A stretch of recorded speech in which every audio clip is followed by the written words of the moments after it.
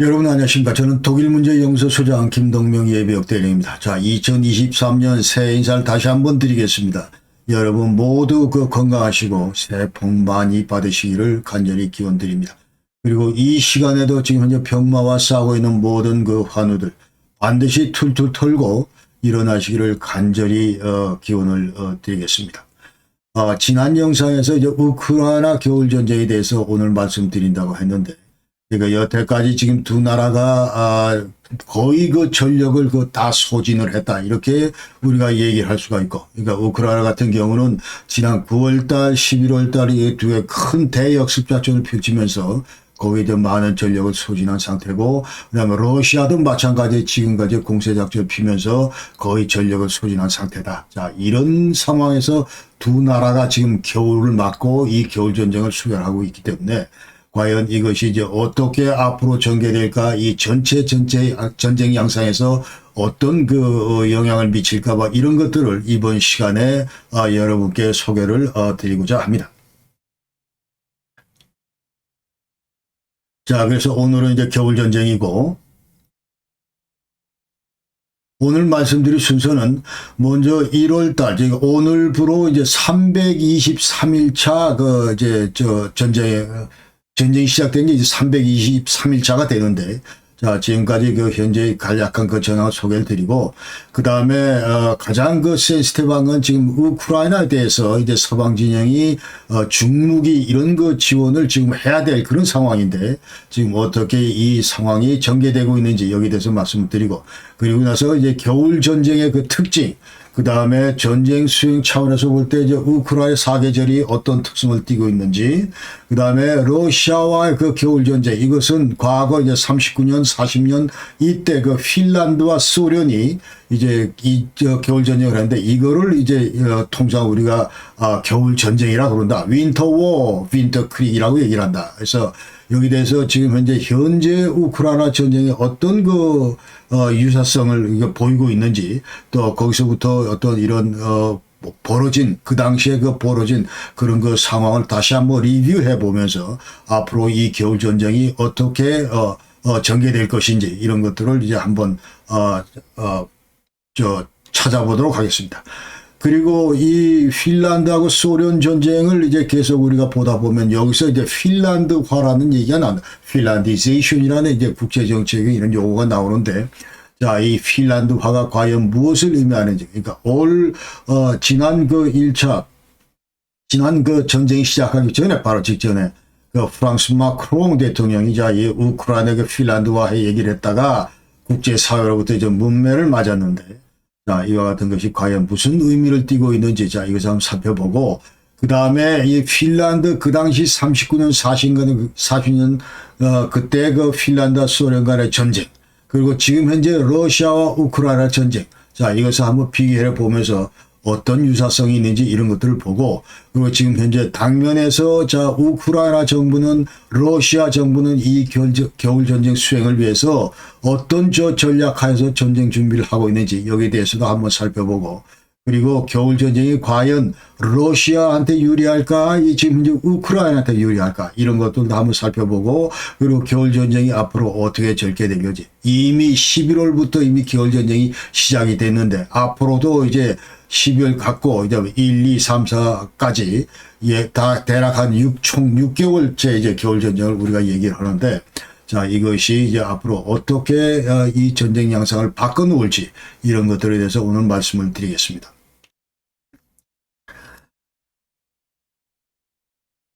자, 그래서 간략하게 전황도를 보시면은 지금 맨 좌측에 있는 것이 11월 19일 날, 이것이 이제 바로 남부 전선에서 이 헤르손주에서 이제 우크라이나 군이 전부 대공세를 취하고, 그러면서 요 빨간색 러시아 군이 전부 퇴각하는, 자, 이런 그 당시에 이제 11월 19일 날 당시 전황도가 이런 모습이었는데, 그러나 지금 현재 오늘 지금 이 영상을 이렇게 보시면은 크게 지형 변동이 없다, 거의 대동소이하다, 이제 그렇게 한 걸 여러분 아실 수가 있습니다.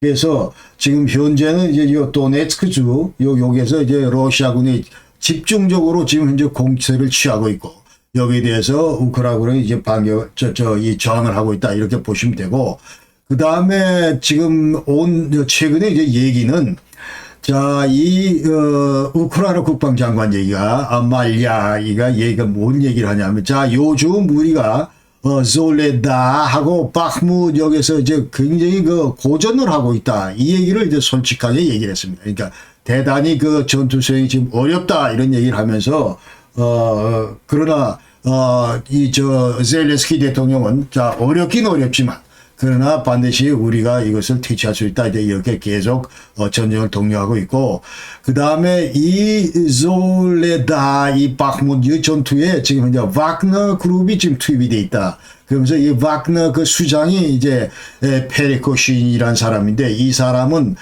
오늘 무슨 얘기를 했냐면, 졸레다 이거는 완전 포위가 됐다. 그러니까 이 졸레다는 지금 이 바흐무트보다도 약간 한 북쪽으로 14km 떨어져 있는 곳인데, 자, 여기에 완전히 우리 공수부대가 들어가서 남쪽 북쪽으로 전부 포위를 했다. 이렇게 지금 발표를 했고, 그래서 러시아 입장에서 이제 바흐무트, 슬로반스크, 크라마토르스크 이것이 계속 이어져서 만약 이런 것들을 이런 도시들을 전부 이제 탈출을 할 경우에 이것이 전부 이것은 전부 이제 인구 밀집 지역이기 때문에 이 지역을 만약 정복할 거 이것은 완전히 돈바스를 정복하는 것이다. 이렇게 얘기를 할 수 있고, 그러면서 네 개의 어떤 이런 합병 지역 이거를 이제 완전히 확고하게 이제 장악할 수가 있겠다. 이렇게 이제 얘기를 할 수가 있습니다. 오늘까지 러시아군 피해는 11만 2,960명이 사망을 했고, 전차는 3,094대가 이제 파괴됐다. 이것이 공식적으로 우크라이나 합참이 지금 현재 얘기하고 있는 거다.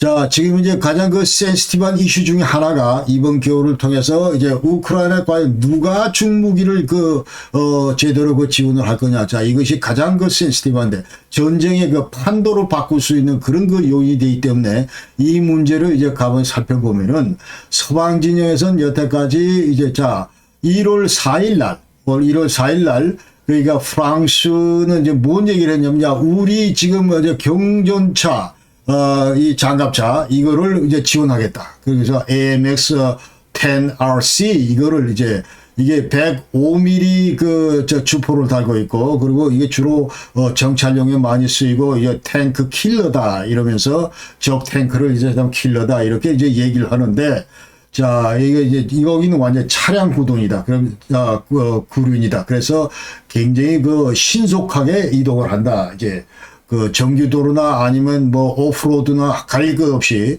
자, 그렇게 신속하게 이동한다. 1월 4일날 프랑스가 지원하겠다 얘기를 했고, 그 다음에 하루 뒤에 미국 바이든 대통령이 우리도 지원하겠다 하면서 이제 브래들리 미국의 장갑차를 이제 지원한다. 이런 걸 이미 결정을 했고, 그러니까 50대 주는데 이게 한 38억 유로가 US 달러가 된다.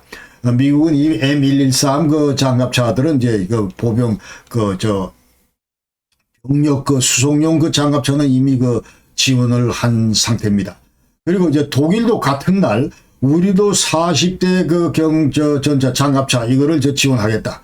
그러니까 이것도 완전 이것도 마찬가지로 이제 판서 그라나디어 해서 완전히 기계화 보병들이 전부 전투할 수 있는 그와 같은 장갑차인데 이거를 40대를 우리도 준다. 자, 이렇게 결정을 했습니다. 그래서 프랑스, 미국, 독일이 우크라이나에 대해서 이제 장갑차를 지원한다. 이 얘기는 그 다음 수순은 이제 전차를 준다. 이렇게 우리가 해석을 할 수 있겠다. 물론 아직까지 여기까지는 진도가 안 나갔지만, 그러나 이 수순으로 갈 수밖에 없다. 이제 이렇게 저는 진단을 하고, 이럴 경우에 이것은 완전히 이번 전쟁의 게임 체인저가 될 것이다. 이렇게 이제 서방 전문가들은 얘기를 하고 있다. 그런 얘기입니다.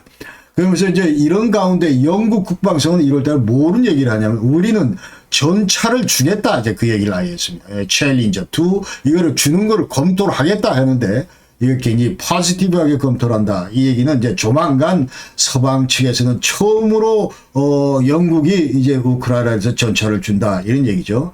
그러면서 자 너들 지금 나토 회원국들 특히 독일 잘 봐라 이런 얘기입니다. Significant step up 해서 우리가 이제 전차 주는 그 물꼬를 영국이 트겠다 이런 얘기입니다. 자 그러면 여기 전부 다 나머지 아까 언급한 그런 나라들이 전부 다 따라온다 이런 얘기죠. 그래서 이 챌린지 2 이거는 지금 현재 3세대 저 전차하고 그다음 이라크 전에 투입이 됐었고 그 다음에 이 4명 타고 그 다음에 120mm의 그 주포를 달고 있다. 자, 독일 레오파드2를 그렇게 지금 우크라이나가 달라고 그러는데 아직까지 안 준다 하는 것이 이제 공식 입장인데 독일 정부 공식 입장인데 그러나 서서히 이제 조금씩 이제 미묘한 그런 어제 반전의 어떤 그런 기후가 독일 정부 정가 내에서 있기 때문에 간략히 소개드립니다. 그러니까 지금 현재 독일 그 숄츠 수상 밑에서 지금 경제장관을 하고 있는 로버트 하벡이라고 하는 이 사람은 이제 그 부수상입니다. 부수상 겸 이제 경제장관 로버트 하벡 이 사람은 이제 무슨 책에 얘기를 했냐면 자 우크라이나 대해서 전차 지원하는 거 이거 절대로 배제를 안 한다. 이제 계속 공식적으로는 no, nein 했는데 자 안 한다 하면서 ja, weitere Entscheidungen werden getroffen 하면서 nein ausgeschlossen ist das natürlich nicht. 그러니까 앞으로 추가적으로 계속 뭐 여러 결정들이 자 우리 정부 차원에서 내려지겠지만 그러나 절대로 배제하는 것은 아니다. 이런 얘기 질문에 대해서 기자들 질문에 대해서 자 그런 얘기를 하면서 이제 무슨 얘기를 하냐면 여태까지 지금 이제 최초에는 우리가 전쟁 비살상 무기 뭐 이런 것들만 장비 이런 것들만 지원을 하다가 어느 날 갑자기 판처 파우스트 대전차 무기를 공급을 했고 그 다음에는 다시 이제 마더 이 쉐츠 판처 이 보병이 전투할 수 있는 그런 장갑차까지 한다. 이와 같은 그 결정을 내릴 때 아이는 그로소 디나믹해서 큰 그 어떤 다이내믹한 그런 반전들이 있어 왔다 이런 얘기입니다. 그러면서 그러면서 이 사람은 ich denke, dass diese Dynamik weitergehen wird, solange der Krieg sich dynamisch entwickelt. 해서 내 생각에는 이와 같은 그 다이내믹한 그런 그 반전의 흐름 이런 것들은 앞으로도 계속될 거다. 그러니까 이 전쟁 자체가 계속 다이내믹하게 이게 발전되기 때문에 그런 한 앞으로도 이와 같은 반전 이런 것들은 계속 생길 수가 있는 거다. 그래서 때에 따라서 우리가 반드시 우리 못 준다 이 얘기만 할 게 아니고 그런 상황이 올 수 있기 때문에 전혀 배제하지 않는다. Man stimmt sich mit den Partnerstaaten ab. 하면서 passen sich an der Lage auf dem Schlachtfeld an 해서 자 이제 우리 인접국하고 계속 이런 문제를 다 토의를 하면서 앞으로 그러면서 전쟁 상황 이런 것들도 이제 적절하게 이런 거 봐가면서 토의도 해가면서 이제 결정하겠다. 주겠다. 이제 그런 얘기를 지금 당장 뭐 주겠다. 100% 그 얘기를 안 했지만 이런 방향으로 갈 수밖에 없다 하는 걸 이제 계속 이제 엇발론을 띄우는 겁니다. 자, 이제 겨울전쟁에 대해서 얘기하면 겨울전쟁 이제 이미 돌입을 했는데, 자, 우크라이나 겨울은, 자, 여기 이제 춥고, 우리처럼, 그 다음에 눈도 내리고, 서리도 내리고, 일조 시간도 줄어들고, 뭐 이런 것들이. 그래서 전쟁 수행에 미치는 영향이 파년이 이제 달라진다, 이런 얘기입니다. 그러니까, 대규모 부대나 개인이나 뭐 이런 기동, 이런 부대 기동, 이런 것들이 지금 불가능해졌다. 이거는 지난 8년간 우리가 돈바스에서 내전을 겪으면서 이제 전부 경험했던 건데, 여기 따르면 겨울 되면 다들 전부 좀 이렇게 쭈그러들 수밖에 없다. 이제 그런 얘기. 그러면서 장비 정비하는데도 어려움이 따르고 뭐 이런 얘기를 지금 현재 하고 있습니다. 하고 있으면서 우크라이나하고 러시아 공이 이제 전쟁 전술 이 변화 이런 것들은 불가피하다. 이렇게 얘기를 했습니다. 겨울 전쟁의 특징, 먼저 추위 관련해서 보면 개인 기동을 대단히 이제 제한을 하게 하고, 그 다음에 장비 고장률이 이제 높아지고, 근데 겨울이면 이제 드론을 띄우는데, 이 드론 안에는 비전 시스템이라는 게 있습니다. 자, 이게 전부, 드론도, 자, 이게 앞을 봐야 되니까, 자, 이런 것들이 동결될 수 있고, 이러기 때문에 작전 수행에 차질을 가지고 온다.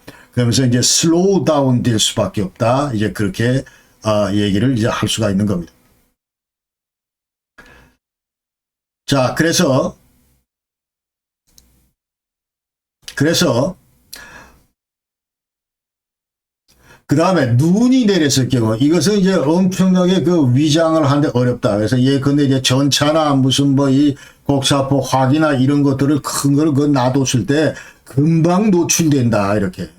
그러나 이게 또 대전차 지뢰 같은 거 이런 거 묻는 거 이런 건 눈에 덮여가지고 또 이게 저 은닉하게 대단히 용이하다 뭐 이런 그 특성도 있다. 그러면서 또 육지하고 이런 하천들이 계속 이제 얼기 때문에 이 전차나 차량 뭐 이런 것들이 좀 신속하게 기동하는데 이런 것들을 이제 보장을 한다. 그리고 계속 질퍽거리는 이제 오프로드, 이제 야지 이런 데서도 이제 기동이 빨라질 수 있고, 뭐 그런 특성도 있고. 그 다음에 이제 군수 보급부대 입장에서 보면은 기름을 엄청나게 사용을 한다. 그런 얘기입니다. 그래서 이 야간 운전 소요도 많아지고, 그 다음에 이 발전기 가동 이런 것들도 이제 소요가 많아진다. 이런 얘기를 우리가 할 수가 있고.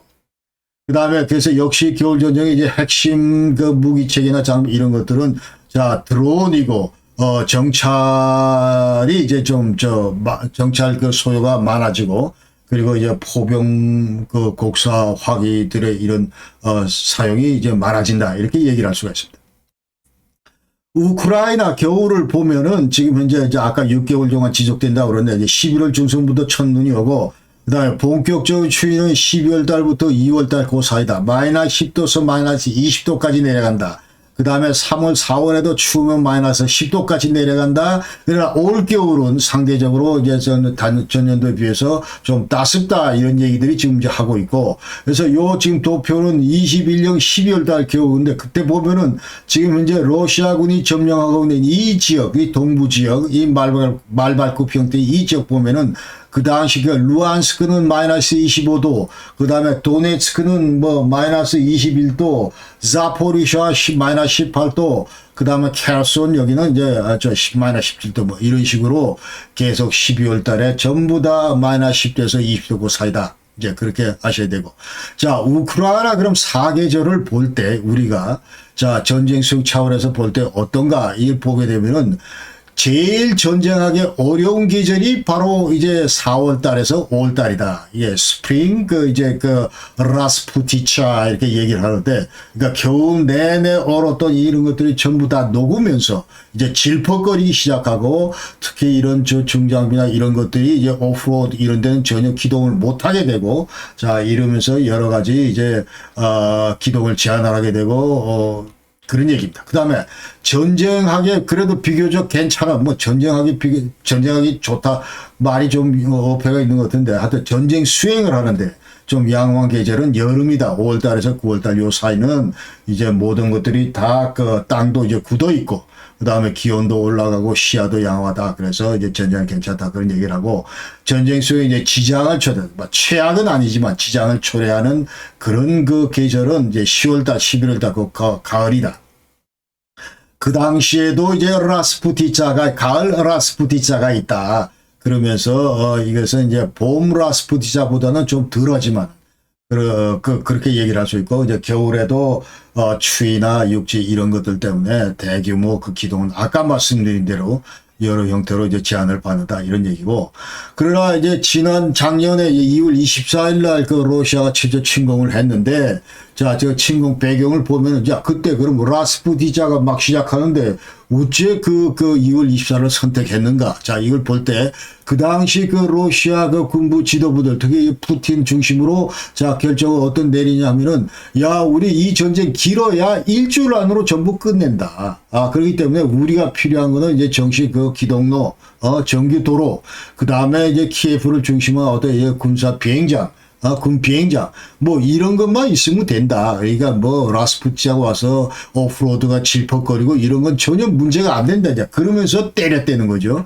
그러나 이것이 이제 무슨 뭐 일주일이 아니라 지금 현재 10개월이 훨씬 넘겼고, 그렇기 때문에, 지금 현재 여러 가지 그 기동 장비 어렵다. 이런 것들이 전부 돈자였다. 이런 그게 있습니다. 그러면서 이제 지금 현재 이거는 예전에 이제 침공하자마자 이제 한 달쯤 됐을 때인데 자, 키예프 인근에 이와 같은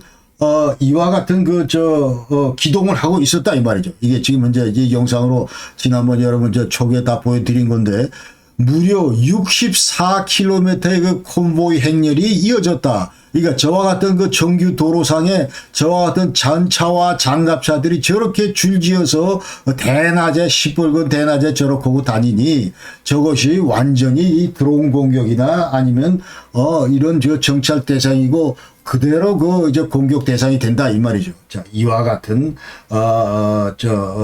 터무니없는 이와 같은 그 작전들을 최초의 그 러시아 군대가 해왔다 이제 그런 얘기입니다.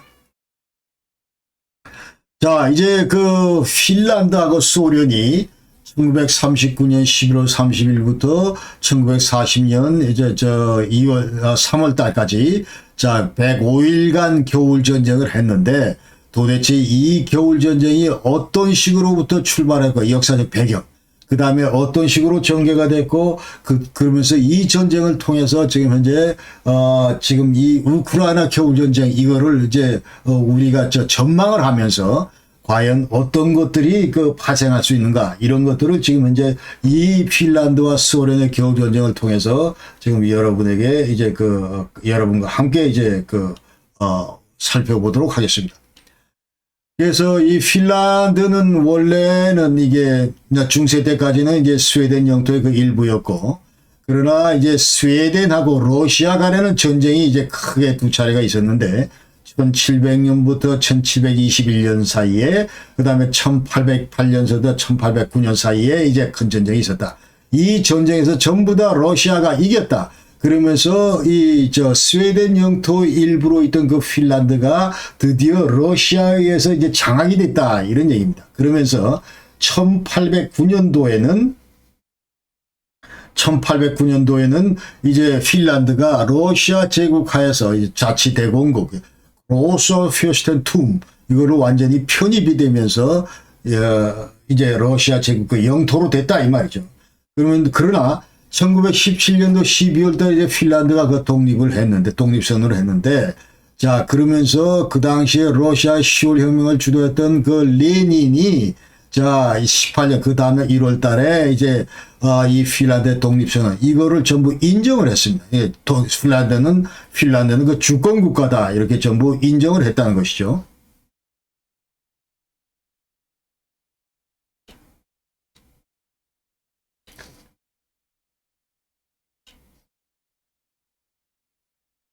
자, 그래서, 그 다음에 이제 1922년도에 그 스탈린이 이제 집권을 하면서, 그 스탈린은 자나깨나, 야, 핀란드, 이건 반드시 소련의 그 편입을 해야 되겠다. 이렇게 지금, 생각을 해왔다는 것이죠. 그러니까 32년도 1월 달에는 자, 핀란드하고 소련이 불가침 협정을 체결을 했는데, 그러나, 이 39년도에 여러분 잘 아시다시피 이제 스탈린, 그 히틀러 불가침 조약, 이게 독소 불가침 조약을 체결하게 되고, 자, 여기에 따르면, 자, 왼쪽 그 지도에서 보시다시피, 자, 이와 같이 이제 그 노란색도 있고, 노란색도 있고, 이제 그 청색도 있고 이런데, 자, 여기에 따르면은 이제 무슨 얘기를 하냐면은, 자, 이 노란색 이거는 스탈린 네가 먹어라 전부. 네 영향권 하에 전부 돌아. 여기에 포함되는 게 핀란드고 지금 발틱 저 3국이고 그렇다 이 말이죠. 또 폴란드의 그 동부 쪽이고 그렇다 이 말이죠. 그러니까 요 노란색은 네가 다 먹고, 저 다음에 요 폴란드 서부로부터 요 일대는 또 우리가 다 먹자. 히틀러가 먹자. 이렇게 전부 이제 그 히틀러 스탈린 팍트에서 전부 다 했다는 것이죠. 자, 합의를 했다는 거죠. 자, 그러니까 이 컨셉에 따라서 이 노란색 요 국가들에 대해서는 이제 상호 원조 조약을 체결하고, 그 다음에 그 소련군 부대들을 전부 배비를 하자 하는 것이 이제 스탈린 컨셉이었다. 왜?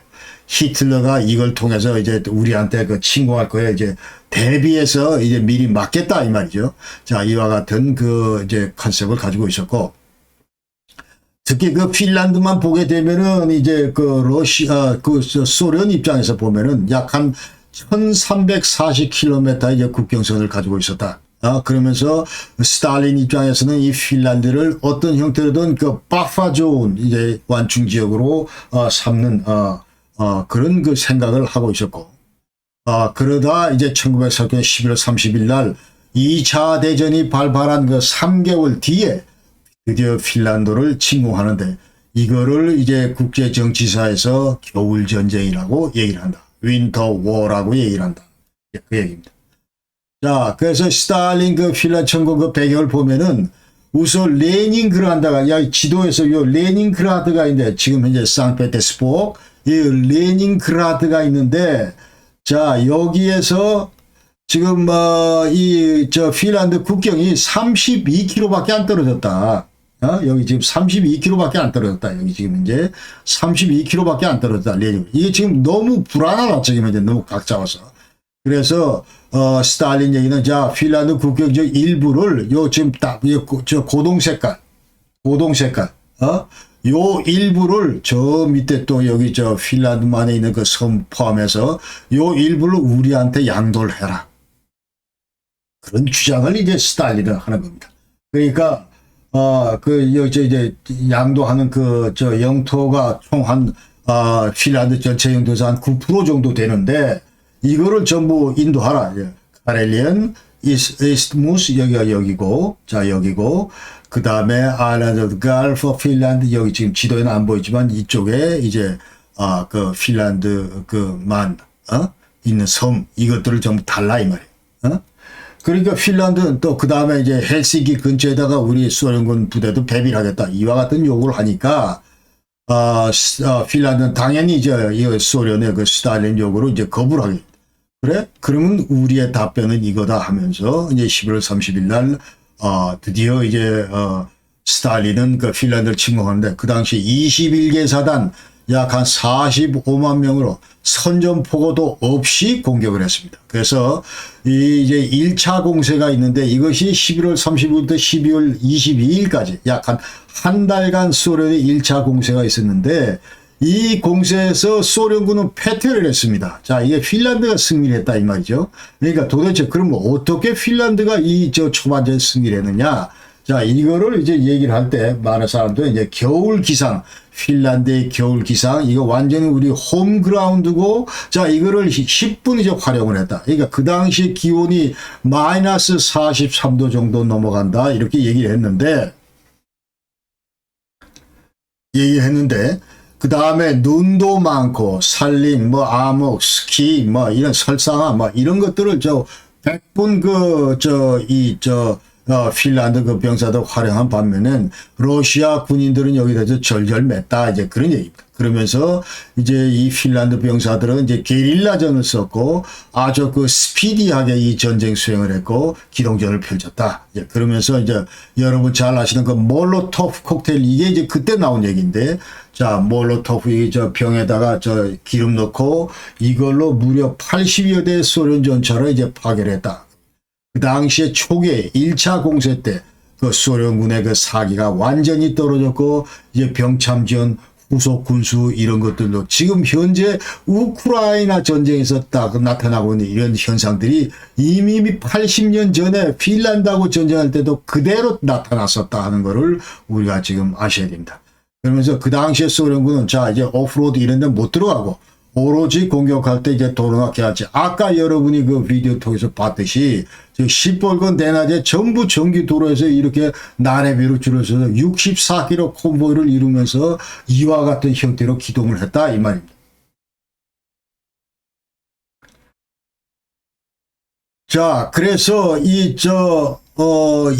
그래서 이제 스탈린은 안 되겠다 해가지고 전부 이제 병력들을 다시 재집결을 하고 그 다음에 재정비를 해서 한 달 있다가 2월 달부터 3월 14일까지 2차 공세를 취하게 됩니다. 자, 이러면서 이때는 이제 핀란드가 결국 굴복하고 말았다. 그래서 총 105일 전투 이후에 이제 모스크바에서 평화협정을 체결하면서 이 겨울 전쟁이 끝났다.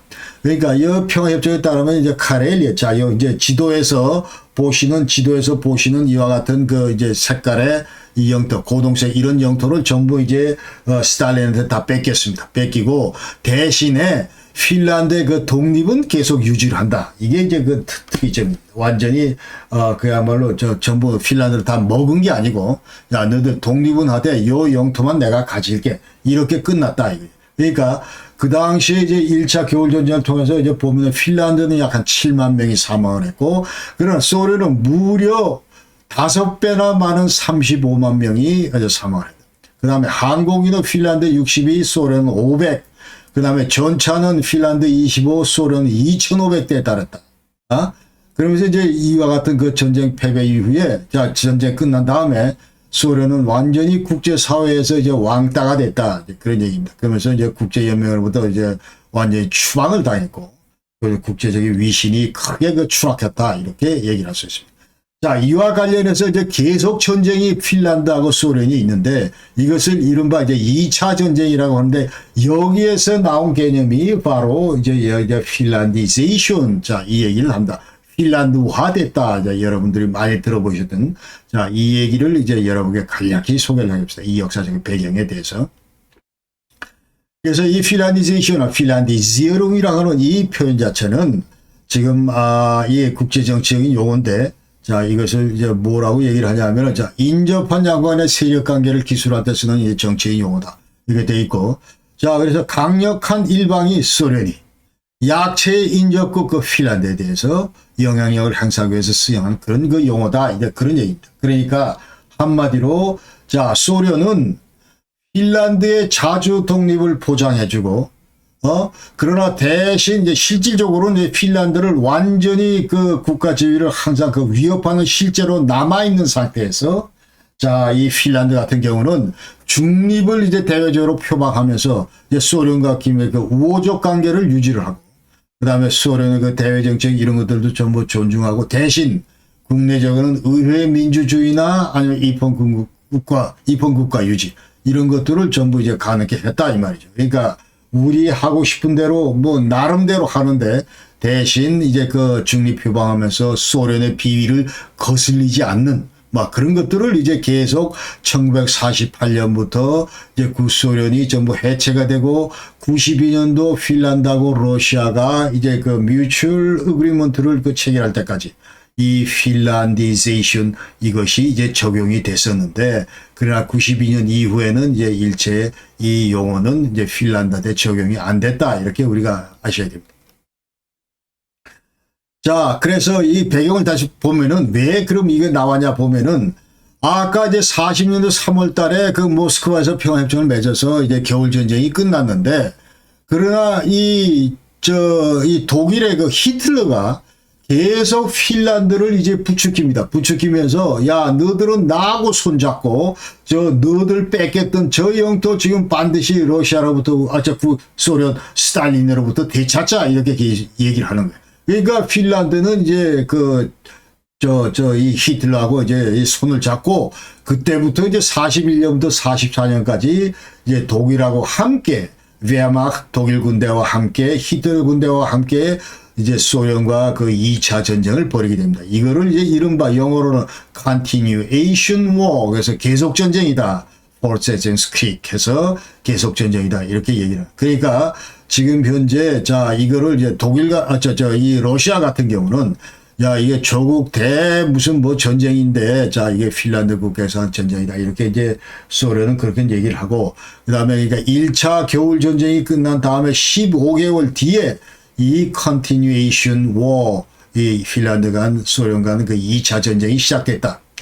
그러면서 이때는 아까 얘기대로 자 히틀러 군대하고 핀란드가 한편이고 그 다음에 그 스탈린 그 소련 군대와 이제 싸웠다. 그런 얘기입니다. 그러면서 나치 독일은 어떤 형태도 핀란드의 그 어떤 지리적인 지정학적인 그런 그 위치, 위상 이런 것들을 이제 100분 그 활용할 필요가 있었다. 왜? 레벤스라움에서 자, 이 동부 지역 이쪽으로 계속 진출하고 싶고, 그러기 위해서는 이제 저 소련을 건드려야 되는데, 자, 이 북쪽을 통해서도 건드려 보자, 이 말이에요. 그러니까, 그 바로 그 앞길에 지금 현재 저 나와 있는 나라가 핀란드이기 때문에, 히틀러한테는 대단히 핀란드가 중요한 나라다. 전략적으로 중요한 나라. 그래서, 자, 핀란드의 군사적, 그 경제적 그런 지원을 해주고, 그 대신 이제 핀란드는 자, 이 히틀러 군대가 핀란드에 주둔하는 걸 허용을 하고, 그 다음에 옛날에 내가 쟤들한테 뺏겼던 이 영토 다시 되찾자. 이런 그 이제 실질적인 그런 그 이해도 이제 뒤따랐고. 자, 그러면서 이제 6월 달에, 41년 6월 달에, 독일이 소련한테 이제 침공국자 선언하면서 이른바 이제 바바로사 운터네면, 자, 바바로사 그 계획에 따라서 이제 소련과의 전쟁이 이제 시작되는 것이죠. 그러면서 이제 6월 25일 날 이제 소련도 오케이, 우리도 핀란드 너들한테 선전포고해서 이제 핀란드와 독일 간의 전쟁이 계속됐다. 자, 그래서 41년 9월달 핀란드는 실제로 옛날에 잃었던 영토를 다 찾았지만은, 그러나 결국, 자, 이 3년간에 걸친 어떤 이런 지리한 전쟁에서 결국 핀란드하고 그 독일은 이제 항복하고 말았습니다. 그러니까 44년 9월 달에 이미 히틀러 군대는 이 동부 전선에서 전부 다 손들고 이제 퇴각하고 있는 막 그런 추세였기 때문에 결국 이 여세에 몰려서 이제 핀란드도 항복하고 말았고, 그러면서 결국 이 스탈린이 이 전쟁에서 이겼다 이런 얘기죠. 그러면서 이제 모스크바에서 이제 정전협정을 체결하고, 자, 여기 따르면은 핀란드 니들은 앞으로 전부 비무장화하라. 여러분, 이 얘기 많이 들으셨죠? 자, 이제, 푸틴이 지금 현재 우크라이나에서 있는 탈나치화, 비무장화 한다. 너희들을 완전히, 너희들은 완전히 이제 무기 다 버려라. 이제 그런 얘기고, 핀란드 너희들은 비무장화 하라. 그 다음에 독일군은 저 핀란드에서 완전히 전부 이제 영토에서 축출하라. 이제 그런 얘기고. 그 다음에 포칼라 해서 이 핀란드에 있는 도시에 이제 밀리터리 베이스 소련급 군부대를 이제 주둔시키면서 약 50년간 소련에 조차를 했고, 그 다음에 자, 핀란드 내에서 이제 공산당 이걸 합법화하고, 그 다음에 소련에 적대하시는 모든 조직이나 단체 이런 것들 전부 해산시켜라. 그런 얘기를 했습니다. 그래서 자, 이건 어디까지나 이제 2차 이 continuation war, 계속 전쟁, 전쟁을 끝내기 위한 것이 이제 모스크바 armistice, 정전협정이고, 44년도 9월 19일 날 맺은 정전협정이고, 그 다음에 이 핀란드는 그 당시에 이제 독일하고 한편으로 해서 이제 추축국, 독일과 한편으로 해서 엑시스 스테이트죠. 축축국 일원이었기 때문에 여기에 대한 정리가 아직 덜 됐습니다. 그래서 이거를 이제 클리어 시키기 위해서 이른바 이제 파리 평화조약에 여기에도 이제 핀란드가 들어간다. 그러니까 47년 2월 10일 날 핀란드 2차 대전 이제 공식적으로 종식시키기 위해서 이것을 이제 파리 피스에서 트리티에서 자, 이것이 조약이 체결이 됐는데, 이 조약은 이제 전승 4개국하고, 그 당시 독일이나 독일 이쪽 진영에 있었던 추축국들. 근데 이태리, 루마니아, 헝가리, 불가리아, 핀란드, 얘들하고 이제 맺었던 어떤 전쟁 배상금 문제, 영토 조정 문제, 그 다음에 전범 처리 문제, 이런 것들을 클리어 시키기 위해서 이제 평화협정을 체결했다. 그 다음에 1년 뒤에 48년도 핀란드하고 소련하고 이제 우호협력조약을 체결했다. 그러니까 아까 얘기대로 44년도에는 정전협정을 했고, 그 다음에 47년도에는 파리 평화협정을 하면서 2차 대전과 얽혀있던 모든 것들을 전부 클리어시켰고, 이제 이 우호조약은 이제 그야말로 국가 대 국가로서 핀란드와 소련 간의 어떤 우호협력조약을 체결했다. 그러니까 앞으로 핀란드는 자, 이 조약에서 어떤 내용이 나오냐면, 앞으로 너희들은 누가 소련을 공격하는지, 이 나라에 대해서 너희들 핀란드가 전부 무장해서 저항을 해야 된다, 이 얘기를 한 겁니다. 그러니까 앞으로 우리 소련을 막아주는데 너희들이 큰 역할을 해야 되겠다. 그 얘기가 바로 이제 핀란디제이션이다, 이제 그런 얘기입니다. 그러면서 자, 이제 너희들 중립하는 건 좋은데, 자, 그런 건 좋은데 반드시 우리의 어떤 이런 안보를 지켜줄 수 있는데 기여를 해야 된다. 이게 완전히 우호협력조약의 제1항으로 들어가 있다 이 말이죠. 이게 바로 이제 핀란디제이션의 컨셉이다 이런 얘기. 그러니까 2차 대전 핀란드는 옛날에 우리가 독일하고 이제 동맹 인정을 했고, 그 다음에 한코 네이벌 베이스 이걸 소련에 양도를 했고, 그 다음에 이제 대소련 전쟁 배상금 이거를 그 당시 그 금액이 아니고 2021년도에 그 해당하는 금액으로 추산해 보면은 약 한 58억 US 달러를 자 핀란드가 소련에다가 이제 전쟁 배상으로 지불을 했고, 그 다음에 소련 압력으로 인해서 그 당시에 이제 서구 유럽에 대한 어떤 이런 유럽 그 전후 붕괴, 마샬 플랜에서 이 공산주의 소진을 막기 위해서 자, 이 유럽 국가들이 계속 가난에 시달리게 되면은 이 공산주의가 침투할 수 있는 그런 계기가 되기 때문에 자, 이런 그 기아로부터 벗어나기 위해서는 우리가 경제적으로 지원해서 120억 불을 이제 전부 미국 정부가 쏟아보는데 이 대상에는 지금 현재 핀란드가 그 수혜 대상이 아니다. 소련이 야, 너들 받으면 안 돼 해가지고. 그랬고, 그러나 핀란드는 WTO 가입 이 적용을 받지 않았다. 그러니까 야, 너들 폴란드나 뭐 체코슬로바키아, 헝가리나 불가리아 얘들처럼 야 WTO 들어와 이런 적용은 안 했다. 대신 이제 중립 국가로서의 어떤 이런 남을 수 있는 막 그런 그 됐다 이 말이죠. 그러면서 핀란드 이 2차 전쟁 이후에 이제 핀란드는 한 6만 3천 명이 죽었고, 독일군은 2만 3천, 그다음에 소련은 무려 25만에서 약 한 30만 명이 죽었다. 이제 그렇게 얘기를 했습니다. 그러니까 지금 소련은 자 전쟁으로 볼 때, 군사 작전, 전투면에서 볼 때는 매번 5배나 6배 이상 상대보다 많이 죽음에도 불구하고 항상 전쟁에서는 우리가 이겼다. 이런 거를 지금 현재 러시아 지도부들은 하고 있다는 걸 우리가 지금 알아야 됩니다. 자, 그럼 핀란드 전쟁하고 이 겨울 전쟁하고 우크라이나 지금 벌어지고 있는 이 겨울 전쟁을 한번 비교를 해보겠습니다. 어떤 그 유사성이 있는지. 유사성이 많다 이렇게 지금 얘기를 했는데, 우선 그 스탈린하고 푸틴 완전히 판박이다. 이게 영토 인식. 그러니까 핀란드는 내 땅, 우크라이나도 내 땅. 이게 지금 현재 이 스탈린과 푸틴이 갖고 있는 그 컨셉이다 이 말이에요.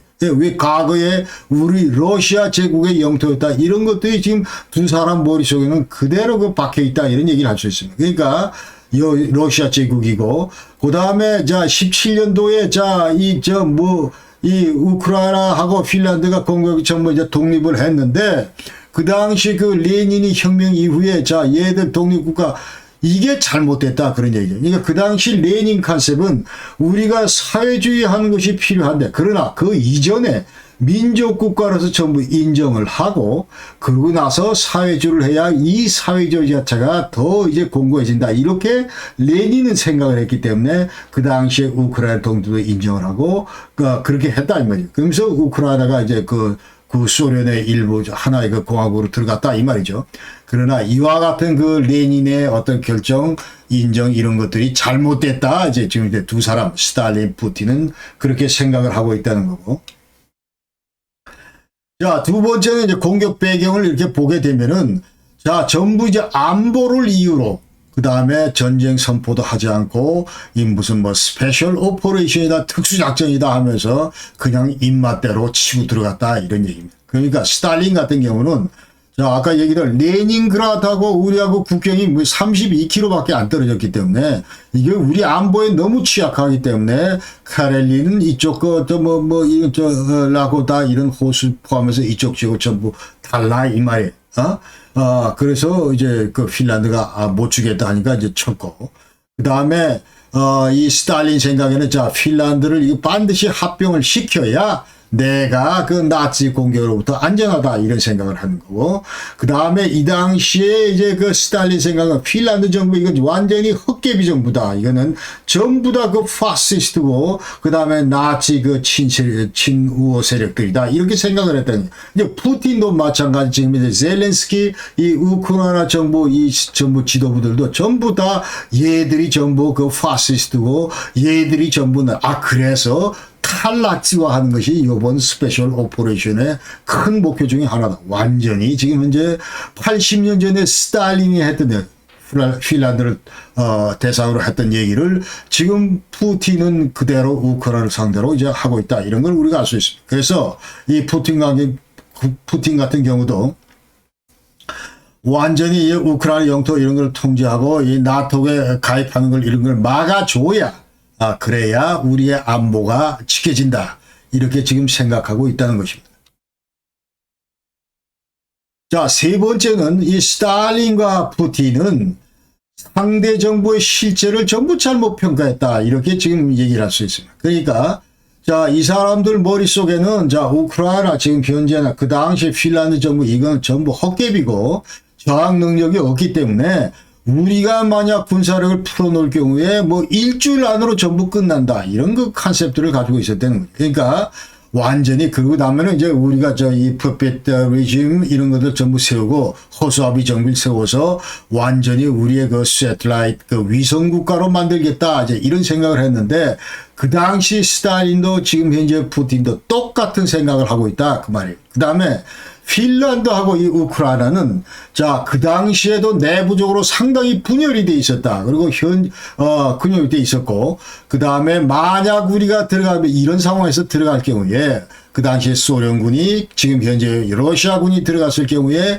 현지 주민들로부터 열렬히 환영을 받을 거다. 그러면서 이 사람들이 좀 생각이 자본주의로부터 드디어 우리가 해방됐다. 이런 인식. 이렇게 지금 푸틴과 이 스탈린은 생각을 하고 있다 이 말이죠. 그러니까 그 당시 상황을 보면 핀란드도 독립전쟁 때 자 이제 내전이 있었는데 적군파도 있었고 이제 그 백군파도 있었다. 그러니까 적군파는 이제 노동계층이고 백군파는 이제 아파 클래스 이런 사람들이 전부 있었는데 그러니까 핀란드 내에서도 이 적백 이런 저 내전이 있었고 그와 같은 그 주민 간의 갈등이 있었다. 이제 그런 얘기 39년대도. 그 다음에 이 핀란드와는 우크라이나 노동자들이 야 우리를 해방시키러 올 것이다 이렇게 생각을 했다는 거고 그 다음에 핀란드 내에서도 반드시 볼셰비키 그 적군파 지식 세력들이 있기 때문에 우리가 들어가면 환영을 받을 거다. 그 다음에 요번에 푸틴 같은 경우도 야 우리가 우크라이나를 침공하면 우크라이나 주민들이 우리 러시아 군인들을 빵과 소금을 들고 나와서 전부 환영을 할 거다. 로스메 프론살츠 베크루슨 자 이런 얘기들을 지금 해왔다는 것입니다. 그 다음에 그 전력 격차가 그 상당히 이제 컸다. 그 당시 소련하고 핀란드는 게임이 안 됐다 그런 얘기죠. 전체 인구를 보면 소련은 1억 7,500만이나 되는데 핀란드는 400만밖에 안 됐고, 그다음 침공 당시 그 병력을 보더라도 소련은 50만, 핀란드 12만. 그 다음에 지금 러시아 90만에 우크라이나 20만. 막 이렇게 지금 이제 절대적으로 이제, 큰 그 병력 차이가 있었고, 그 다음에 핀란드는 그 소련군에 비해서 이제 중무기, 전차, 대전차, 무슨 방공장사, 포병 이런 것, 전투기, 이런 것들이 거의 미흡했다. 이렇게 얘기를 할 수 있고. 그러나 스탈린하고 푸틴도 이제 완전히 최단시간 내에 이 작전, 아까 얘기대로 일주일 내에 끝난다. 그렇게 생각을 했는데 이것이 큰 실수였다 하는 것이죠. 그러니까 자 저걸 우리가 이제 전격전화 블리츠크릭 자 해가지고 일주일 내에 이제 순식간에 괴멸시킬 수 있다 이렇게 생각을 했는데 그러나 그렇지가 않았다. 상대 전력들이 대단히 그 저항 의지가 높고 그다음에 여러 가지 그 전장 환경이나 이런 것들이 지금 이제 거기에 따른 어떤 군 지휘나 이런 것들이 미흡했기 때문에 전략 전술이 없었기 때문에 또 군수 지원이나 이런 것들이 제대로 안 됐기 때문에 지금 이제 지리하게 이 전투에서 지금 계속 끌려가고 있다. 이제 그렇게 우리가 얘기를 할 수가 있습니다. 그렇게 많은 우월한 그 전력을 가지고 있음에도 불구하고. 그 다음에 7번째 얘기는 스탈린, 푸틴, 이거 전쟁 초기에 자, 핀란드, 우크라이나 강력한 저항 이걸 전혀 예상을 못 했다는 거죠. 그러니까 전쟁 수행 능력이 이제 과소평가했고, 자, 현재, 그러니까, 지금 이제 우크라이나 같은 경우도 보면은 2014년도 그 당시에 이 크림반도 뺏길 때 그때 그 전력이 아니다. 절치부심해서 지금까지 완전히 그 나토 이쪽 진영 국가들로부터 여러 가지 그 전쟁 기술을 배우고 또 지휘관들의 어떤 전쟁 지휘나 이제 훈련 뭐 이런 것들을 통해서 그야말로 이 전술 전기 이런 것들을 많이 연마해 왔고 이런 것들을 전부 간과하고 있었다. 이 러시아 군대는 과거 스탈린 군대도 마찬가지다. 그래서 이번 전투에서 지금 우크라이나 전투에서 자 러시아 군대가 이제 전쟁 돌파 그 확대되는 그 어떤 이런 저 거리나 이런 것들이 이제 얼마 안 된다 이제 그러면서 지금 현재 10개월이 넘었음에도 불구하고 아직도 그 옛날 지금 몇 개월 전부터 있어서 지난 4월달 5월달 그때 그 전선과 지금 그 똑같다 이 말이에요. 그러니까 이거 이제 독일말 슈네켄 템포에서 완전히 달팽이가 기어가는 이게 뭐 전쟁을 하는 건지 블리츠크리그는 무슨 달팽이가 기어가는 그런 속도로 지금 현재 전쟁 수행을 하고 있다. 이제 전투 수행을 하고 있다. 이렇게 얘기를 하는 거예요. 그 다음에 8번째는 국제사회 반응. 이거는 그 당시 소련도 지적받았고 규탄받았고 지금 현재 러시아 그 침공에도 마찬가지로 규탄받고 있다. 그러면서 아까 얘기대로 국제연맹으로 쫓겨났고 국제연맹으로부터 쫓겨났고 자, 그러면서 국제사회는 그 당시에도 핀란드를 지지하고 지금은 이제 또 전부 다 우크라이나를 지지한다. 이런 얘기죠. 그 다음에 종이 호랑이로 판명이 됐다. 그 당시에 그 소련 군대 이거 완전히 허당이다, 헛개비다 이런 게 판명이 됐다. 그래. 그래서 히틀러가 얘들은 진짜 칠만하다 이렇게 판단을 했다는 거죠. 전쟁 수행하는 거 보니까 너무 웃기지도 않는다. 이렇게 이제 판단을 했기 때문에, 자, 쉽게 그 침공을 하려고 그랬고, 그 다음에 지금 현재 우크라이나 전쟁 아직 끝나지는 않았지만, 그러나 이 완전히 이미 러시아 군대는 자, 이게 종이 호랑이다 하는 것이 판명이 됐기 때문에, 앞으로 수년 뒤에 만약 이 전쟁이 끝난다면은, 지금 현재 20여 개국의 이제 공화국이 러시아 연방 안에 있는데, 이런 그 공화국들의 어디 그 독립 요구, 분리 독립 요구 이런 것들은 점차 커질 것이다. 이렇게 저는 예상을 하고 그 다음에 핀란디제이션 아까 이제 92년까지 쓰였던 이 단어 이 자체가 지금 현재 우크라이나 사태에서도 계속 얘기가 돼 왔었다. 아까 이제 그 작년 2월달에 그 마크롱뿐만 아니고 지금 현재 많은 사람들이 뭐 키신저 포함해서 그야말로 좀 일부 그 국제 정치학자들은 자 우크라이나의 그 어떤 이런 항구적인 평화나 이런 거를 담보하기 위해서는 일단 핀란디제이션 이 컨셉으로 핀란드 그 외교 정책 국가 위상 이런 것들을 다시 그 재정립해야 된다 이런 얘기들을 지금 하고 있다 하는 것이죠. 자 이와 같은 그 얘기들을 우리가 할 수 있다.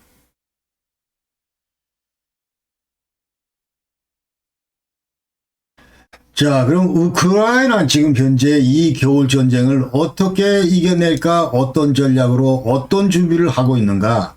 자, 이것을 이제 살펴보면은 먼저 큰 틀에서 그 전쟁 수행 차원에서 이제 국가 차원에서 지금 하고 있는 것이 자, 어떤 형태로 지금 현재 모든 그 많은 인프라들이 전부 파괴되기 때문에 단전, 단수, 추위, 주민들이 겪고 있는 이 고통을 어떻게 이제 극복할 건가. 이런 것들이 국가 차원에서 이제 젤렌스키 고민이고, 그 다음에 이 전투 수행을 좀 하기 위해서 지금 현재 거의 소진했다고 얘기를 했는데, 서방 진영으로부터 어떻게 무기와 탄약을 확보할 건가. 그 다음에 군사작전 수행 차원에서 자, 이 겨울전쟁이라고 하는 이 특성 때문에 이 슬로우 다운 될 수밖에 없는데 자, 이거를 그럼 어떻게 우크라이나 군의 그 전력을 재강화시키는 뭐 이런 재정비할 수 있는 그 기간으로 이제 활용할 수 있을까? 그래서 앞으로 2월이나 3월 달에 재투사를 해서 근데 이제 다시 재역습을 해야 되는데 어떻게 뭐 이런 거 고민을 해야 되고 그러면서도 지금 현재 바흐무트 있죠. 도네츠크 주에서 전투를 하고 있기 때문에 자, 여기에서 이제 국지전으로 소규모 기동성을 보장할 수 있는 이런 보병 그 전투부대 위주의 이런 전술 작전, 전쟁, 뭐 이런 것들을 이제, 그 고민해야 되는 뭐 그런 거다. 그러면서 이제 동부 지역 내 이제 겨울전쟁 작전 중점은 아까 얘기한 이제 바흐무트를 이거 100% 사수를 해야 된다. 여기에 이제 완전히 집중할 수밖에 없다. 이렇게 얘기를 하고 그 다음에 러시아 최종 목표가 지난번에 숫자 얘기했지만 바흐무트 이거 잡고 솔레다 이거 잡고 그 다음에 슬로반스크, 크라마토르스크 일로 이어지는 모든 육상 보급 이런 걸 확보하자. 그러면서 궁극적으로 4개 점령지 이거를 완전히 러시아 이제 영토로 이제 하자. 이런 것들이 이제 러시아 공격이 목표이기 때문에 자, 이거를 저 지역에서는 우리가 이 바흐무트 여기에 치중할 수밖에 없다. 그다음에 남부 지역에서도 자, 작전 중점은 여태까지 그 실지 영토를 회복하자. 그러니까 지난번에 말씀드린 건데 지금 이제 자포리샤 주의 주도가 이제 멜리토폴이고, 이 드니프로강에서 멜리토폴 축선 이거를 이제 어떻게 그 장악을 하냐, 이것이 이제 가장 그 린치핀이고, 그 다음에 이 멜리토폴이라고 하는 것이 이제 크리미아로 들어가는 이제 완전히 그 게이트 관문이고, 그 다음에 이 멜리토폴은 우크라이나 입장에서 볼 때 이제 교통이나 철도 병점 이 허브고, 그러면서 만약 우크라이나가 멜리토폴을 다시 재탈환할 경우에 이것은 이제 카초프카, 노바카초프카 이 수력 발전소가 있는 이 일대를 전부 우크라이나가 장악을 하면서 크림반도로 연결되는 어떤 이런 그런 식수원 이런 것들도 이제 통제가 가능하고, 이렇다 이 말이죠. 그러면서 러시아군이 이제 자포리샤 원전을 지금 통제를 하고 있는데 이런 것들도 우리가 이제 막을 수가 있고, 그러면서 궁극적으로 러시아의 어떤 이런 육지 내 어떤 이런 마리토폴 이쪽 일대에서부터 돈바스 이쪽 일대에서부터 크리미아로 이어지는 이와 같은 그 육상의 그 어떤 교통로, 군수 보급로 이런 것들을 전부 이제 차단시킬 수가 있다, 이제 그런 얘기입니다. 그러나 이와 같은 그 목표를 달성하기 위해서는 지금 현재 우크라이나 그 전력은 대단히 지금 어렵다. 그 얘기입니다. 대단히 어렵다. 이제 그렇게 작전 수행하는데 대단히 어렵다. 이렇게 얘기를 할 수가 있습니다.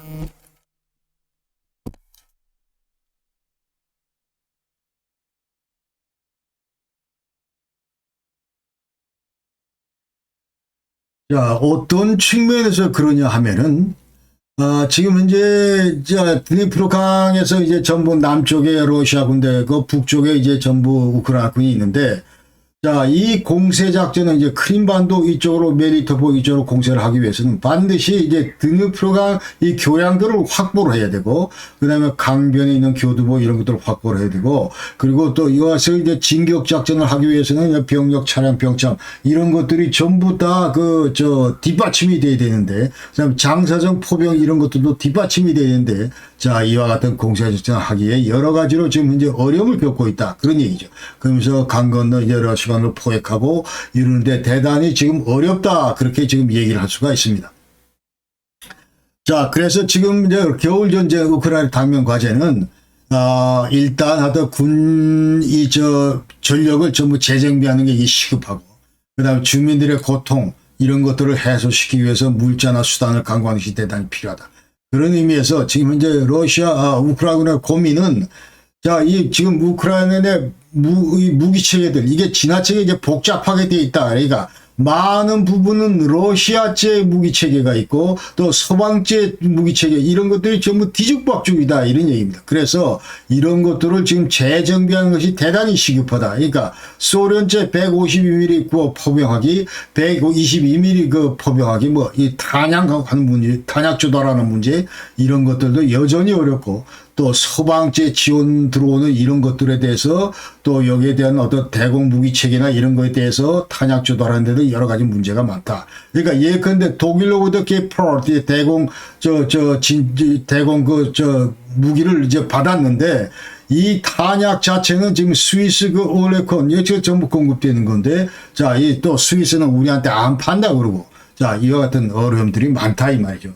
그러니까 탄약 조달하는 데도 여러 가지 문제가 많다. 그래서 이 긴 겨울, 이 슬로우 다운 날 처먹는 이 겨울 이거를 어떻게 우크라이나 그 전력을 재정비하는데 이제 활용할 것이냐, 이런 것들이 이제 우크라이나의 당면 과제다, 이런 얘기고, 그 다음에 지금 현재 우리가 이 작전 수행을 해서 소형 무기 체계들이 이제 많은데, 전차, 장갑차, 보병하기 많은데, 이와 같은 것들을 이제 서방으로부터 어떻게 적기에 빨리 좀 많이 또 지원을 받을 수 있을 것인가, 이런 것들이 지금 이제 당면 과제다.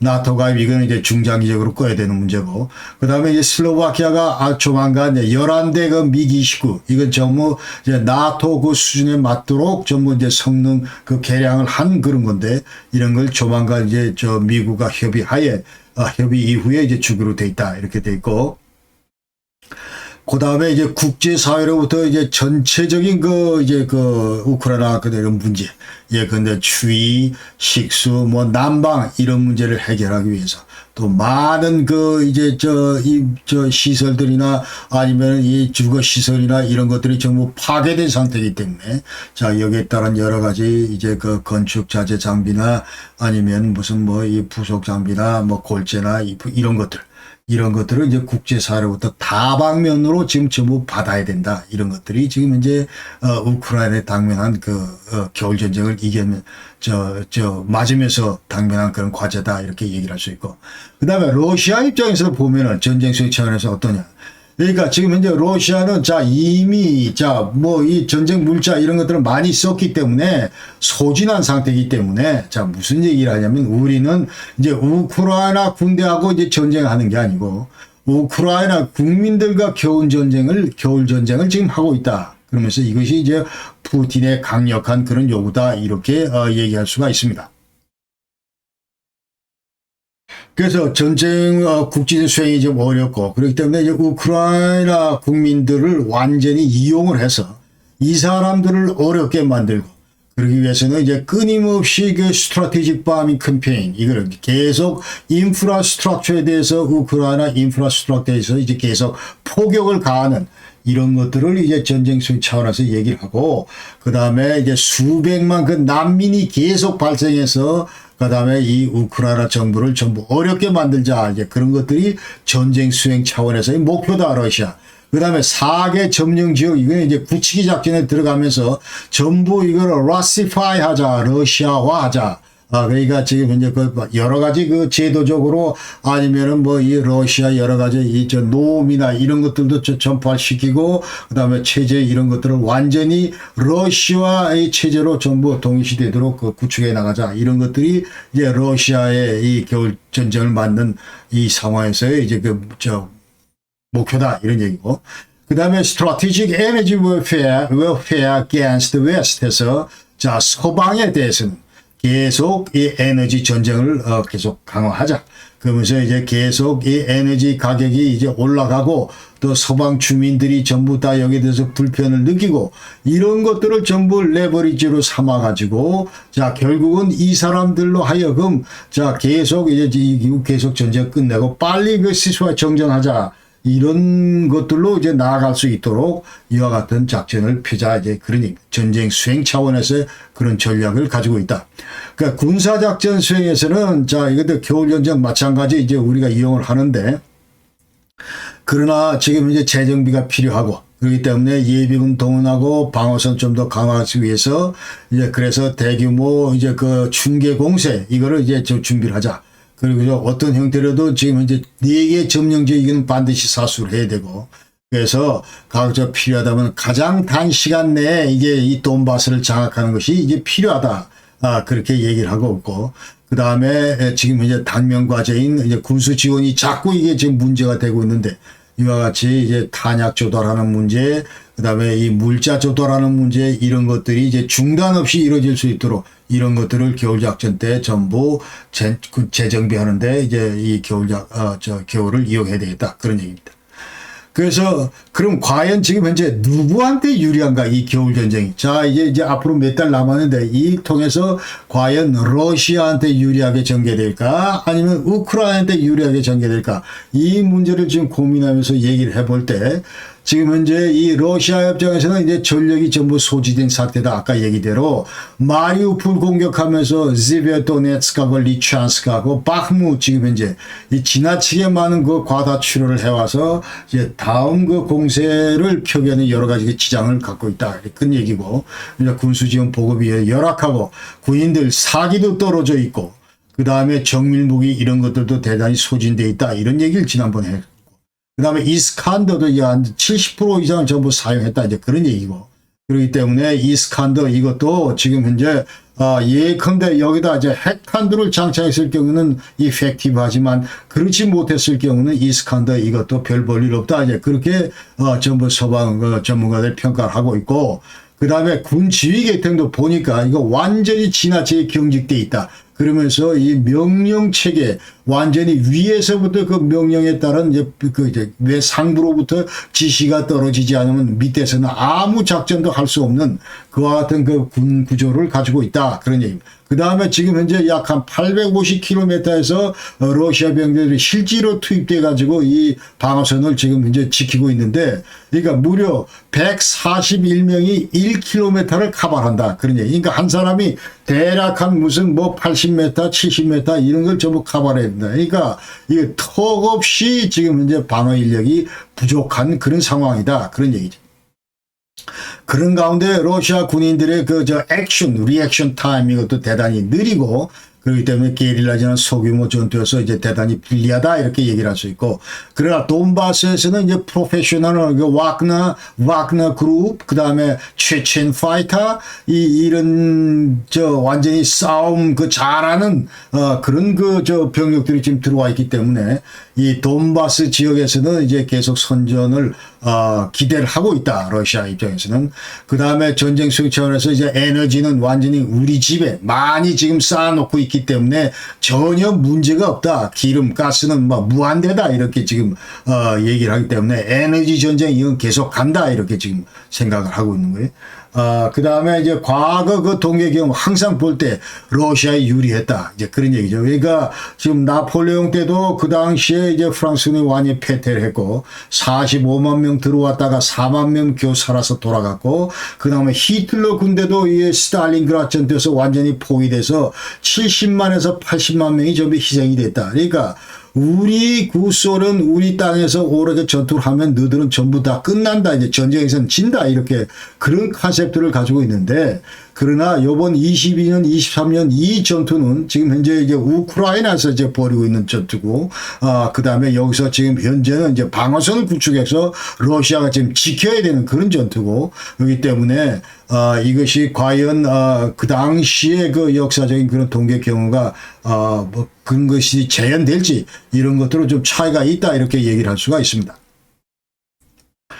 자, 그리고 우크라이나 입장에서 볼 때는 마찬가지로 러시아처럼 이제 전력이 소진된 상태다. 그러니까 아까 얘기대로 자, 북부 남부에서 대역습 이후에 지금 현재 완전히 전력들이 고갈된 상태다. 그러니까 전적으로 지금 서방 지원에 의존해야 되고, 그 다음에 이제 미국하고 서방 진영에서 뭐 NGO에서 전부 이제 지원을 한다 얘기를 하고 있는데, 실제로 지원도 하고 있고, 그래서 지금 현재 상대적으로 이제 그 러시아에 비해서 이때 서방으로부터 지원 이런 것들이 계속 후속될 경우에 유리한 측면이 있다 이렇게 얘기할 수 있습니다. 그러니까 지금 현재 영국은 동계 피복 19만 5천 벌, 카나다 동계 피복 50만 벌, 미국은 200대 발전기 뭐 천막 난방 시설, 그 다음에 독일도 10만 벌 겨울 자켓, 그 다음에 대형 군용 천막 이동용 발전기 전투식량 뭐 이런 식으로, 자, 서방 진영에선 EU를 중심으로 나토 국가를 중심으로 이제 알게 모르게 계속 그 겨울 작전을 수행하고 있는 우크라이나 군대를 위해서 이제 이와 같은 지원을 펼치고 있다 하는 것이죠. 자, 그리고 또 이제 군사 전문가들 얘기는, 자, 군대만 보면, 군인들만 보면 우크라이나군이 러시아군보다 100배 낫다 이런 얘기. 그러니까 자, 우크라이나 군대는 완전히 better equipped, 그 다음에 more disciplined 해서, 자, 지금 현재 이 무장하고 있는 어떤 이런 장비나 이런 것들이 훨씬 우월하고, 러시아 군보다, 그 다음에 디시플린이나 이런 것들도 훨씬 강하고, 반면에 러시아 군대는 이 훈련도 제대로 안 돼 있고, 그 다음에 폴리 서플라이 돼서 군수 지원 이런 것들이 뒤따라주지 않기 때문에, 자, 이 군사들, 군인들 그 작전하는 문제만 보면은 우크라이나 군이 훨씬 낫다 이렇게 얘기를 하는 거예요. 그 다음에 그러나 우크라이나 그 전기 공급 시설 50%가 파괴되어 있고 1,000만 명이 정전 상태다. 그래서 윈터 블랙아웃 플랜, 이 블라디미어 이쪽 푸틴 대통령의 이게 완전히 전기 완전히 이 공급 차단 이 작전, 이게 이제 지속될 것이다. 자, 그런 이제 측면에서는 이제 우크라이나가 여전히 이제 군사작전 위에도 이제 이런 어려움을 겪고 있다. 이제 그런 얘기고. 그러나 추위나 식량이나 질병 뭐 이런 그 보호 측면에서 겨울에서 이제 발생할 수 있는 이런 측면에서 보면은 이제 우크라이나군이 러시아군보다는 이제 훨씬 낫다. 이렇게 얘기를 할 수 있습니다. 그 다음에 동계 평창 보급 군수 지원은 상대적으로 우크라이나가 훨씬 유리하다. 그래서 지금 전쟁하고 있는 이 전쟁터가 완전히 우리 홈그라운드이기 때문에 그렇다. 이 현지인으로부터 직접적인 그 물자 지원도 가능하고, 그렇기 때문에 전술적으로 이제 우크라이나가 유리하다, 그렇게 얘기를 할 수 있고, 그 다음에 이 서플라이 체인, 이 공급 체인, 이 망, 이 자체를 볼 때는 전선에서 이 후방 군수 지원 망 이걸 볼 때는 대단히 짧다 이거죠. 그러니까 이 러시아 같은 경우는 전부 기차로 와서 이것을 일부 그 제한된 도로로 전부 공급을 해야 되는 그런 어려움이 있는 반면에, 자 우크라이나 같은 경우는 전 후방이 다 이 아군 지역이기 때문에 이런 군수 지원이나 물자 전개 이런 것들이 신속하게 이루어질 수 있다, 그런 얘기입니다. 그러면서 이런 것들이 이제 지장받지 않고, 훨씬 더 지장받지 않고 방해받지 않고 이루어질 수 있다, 이런 얘기고. 그러나 이제 많은 그 인프라 시설들이 지금 현재 손상을 받고 있고 앞으로도 받을 예정이고, 자 이러기 때문에 이런 것들은 이제 직간접적으로 전쟁 수행을 하는데 여러 가지 차질을 초래할 것이다. 그러면서 여러 가지 이제 발전 급수 난방 시설이 지금 훼손되어 있기 때문에, 자 전 국민의 위협 요인이 되고, 그러나 이런 측면에서 보면 이제 러시아 국민들은 여기란다 불편이 전혀 없다, 이제 그런 얘기죠. 그렇기 때문에 이제 이 전쟁 관련해서는 러시아 그 국가 자체로 볼 때는 이와 같은 그 우크라이나 정부가 겪고 있는 그런 고통 같은 거는 상대적으로 덜하다, 이렇게 얘기를 해요. 그래서 자 누가 그럼 유리하냐, 이거를 볼 때 누가 유리하냐 한마디로 얘기를 하면은, 자 이 전쟁이 이제 순수 그 군사 작전 측면에서만 보면은 이 우크라이나가 이 러시아 군보다 이제 유리하다. 동계 작전에서 일부 이제 도네츠크뿐만 아니고 이 방어선을 구축하는 일부 그 전선에서 이제 돌파나 이런 것들도 가능할 것이다. 저는 그렇게 생각을 하고, 자 그러나 이것이 이제 전체 그 전쟁 차원에서 러시아가 기도하는 대로 결국 과거 이제 나폴레옹도 그랬고 히틀러도 그랬고 이제 앞으로 이제 겨울에 이런 그 전쟁들이 결국 우리한테 유리하다. 이제 그 전쟁 수행 차원에서 우리 그 러시아한테 유리하다, 이렇게는 그 당시 상황과 이제 얘기를 못한다, 이제 그런 얘기. 그 이면에는 워낙 이 서방의 지지가 우크라이나의 서방의 지지가 그 강력하고 지속적이고, 또 명분도 지금 현재 러시아 그 전쟁 수행 명분도 이제 미흡하고, 그렇기 때문에 이 겨울 전쟁 측면에서도 결코 이 러시아한테 유리하지 않다, 이제 저는 그렇게 생각을 합니다. 그래서 겨울 전쟁 이것은 큰 대규모 어떤 이런 충돌이나 역습 작전이나 이런 거는 없겠지만, 그러나 전반적으로 이제 그 우크라이나한테 유리하게 진행되면서 결국 러시아 군의 어떤 이런 전력 이런 것들을 더 소모시키는 그런 형태를 띌 것이다, 이렇게 생각을 하고, 자 이번 전쟁이 이제 교착 상태, 지금 현재 교착 상태가 지속되면서 이제 징치전이고, 그다음에 포병이나 드론 공격 이런 것들이 계속 지속될 거고, 그러나 러시아의 방어 작전, 그다음 우크라이나의 블리츠크릭 무슨 이런 전격전 이런 것들은 있을 수가 없을 것이다. 그러면서 설사 있더라도 대단히 느린 속도로 진행될 것이다. 이건 전부 얘기고, 그 다음에 그러면 이 전쟁에서 이 겨울 전쟁이 정해졌는데 누가 이길까, 이런 것들은 이미 이제 이 전쟁의 어떤 이런 속성상 누가 이길까, 이건 더 이상 이제 문제가 이게 주요 현안이 될 수가 없다, 이제 그런 얘기를 하는 겁니다. 그러니까 이 얘기는 이제 다시 한번 얘기를 하면은, 이 전쟁은 러시아도 이길 수 없고 우크라이나도 이길 수 없는, 그러니까 미국의 합참 의장이 막 밀리가 얘기한 그런 식으로, 자 이것은 지리하게 이 상태로 계속 막 진행되다가 서로 출혈만 계속 하다가 어느 가지 이제 어떤 정기회에 의해서 이것이 이제 정전 협상으로 이어지고 막 그러면서 이제 끝날 가능성이 대단히 높아진다, 이 말이죠. 그러면서 다 이제 후속되는 이제 관심사는 어떻게 전쟁 이후에 이 우크라이나를 빨리 이제 재건시킬 것인가, 얼마만큼 수준에서 재건시킨가, 여기에 국제사회 역할이 어떨 것인가, 이제 그런 얘기들이 지금 이제 주요 관심사다, 이런 얘기를 하고 있고, 그러면 이제 러시아가 예컨대 지금 4개 점령 지역을 전부 다 이제 지킨다고 이제 방어선을 이제 구축하고 있는데, 만약 여기에 이제 서방 진영의 어떤 전차가 들어와서 우크라이나가 밀었다 예컨대, 그러면서 이제 전차 이제 이게 완전히 군사작전에서 이거를 이기지 못하고 퇴각할 경우에, 이것은 푸틴한테 러시아 입장에서는 엄청나게 치욕적이고, 자 그럴 경우에 다시 한번 이 핵무기를 사용해야 되겠다. 이 핵 카드가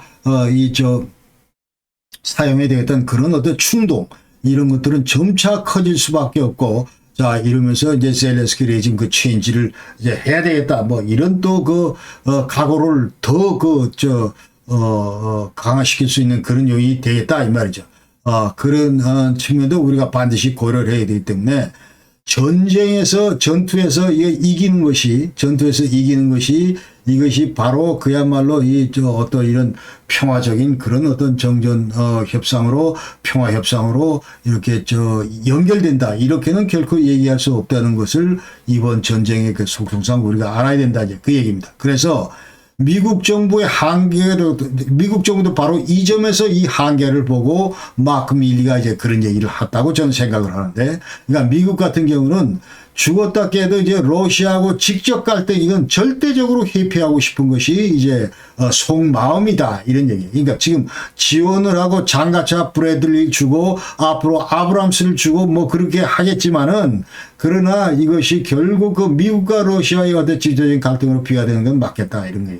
그러니까 동구와 얽힌 어떠한 가치, 예컨대 이제 이 우크라이나와의 가치가 중요하다, 폴란드와의 가치가 중요하다, 뭐 이렇게 얘기를 하지만, 어떤 이 가치도 러시아와 전쟁을 회피해야 되겠다는 이런 미국의 그 가치, 이거와 비교할 때 훨씬 러시아와의 전쟁을 회피해야 되겠다, 이 가치가 훨씬 더 크다는 것을 우리가 항상 기억을 해야 된다 그 말이죠. 그러니까 이런 미국의 그 목표가 바로 1945년부터 89년 그 냉전 당시에 미국이 관리해온 그런 가치다 이 말입니다. 그 당시 구소련을 상대로 우리가 뭐 이겨야 됐다 그런 게 아니고, 그 당시 어떤 행동이라도 하던 이 구소련과의 어떤 이런 갈등, 이런 것들은 항상 피하려고 노력을 해왔고, 그 과정에서 나토의 도움을 필요로 했고 서구 진영의 도움을 필요로 했다는 것이 미국의 큰 그 외교 전략이었다. 자, 이런 거를 우리가 이제 알 수가 있습니다. 자, 지금 현재 이 장면은 지금 겨울이고 뭐 땅 파기도 어렵고 지금 이제 숙소 찾기도 어렵고, 그렇기 때문에 병사가 지금 이렇게 지금 밤을 지새고 있는데, 아무쪼록 빨리 이 전쟁이 끝날 수 있도록 그렇게 지금 기대를 하고,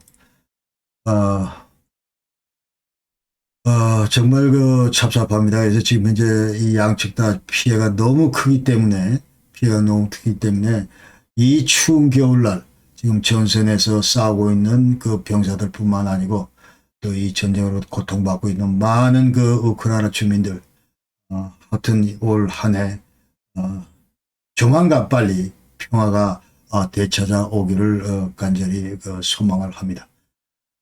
그리고 우리 대한민국도 이제 지금 우리 윤석열 정부 대단히 잘하고 있다고 생각을 하는데, 한 가지 미흡한 점은 제 입장에서 말씀드리면은 4.15 부정선거 100% 이것이 사실인데 왜 아직도 여기에 대해서 칼을 대고 있지 않은지, 이것이 이제 대단히 저는 개인적으로 좀 아쉽다고 생각하고, 반드시 이것을 해야 이제 대한민국의 어떤 법치국가, 정의로운 국가, 그리고 자유민주주의를 수호할 수 있는 그런 국가로 이제 거듭날 수 있다고 생각을 하고, 빨리 팔을 걷어붙이고, 자, 여태까지 4.15 부정선거와 관련된 이런 것들에 대해서 이제 냉정하게 빨리 사법부를, 그 다음에 선관위를 중심으로 계속 재수사 통해서 이런데 이제 해법을 빨리 찾고 바로잡기를 간절히 바랍니다.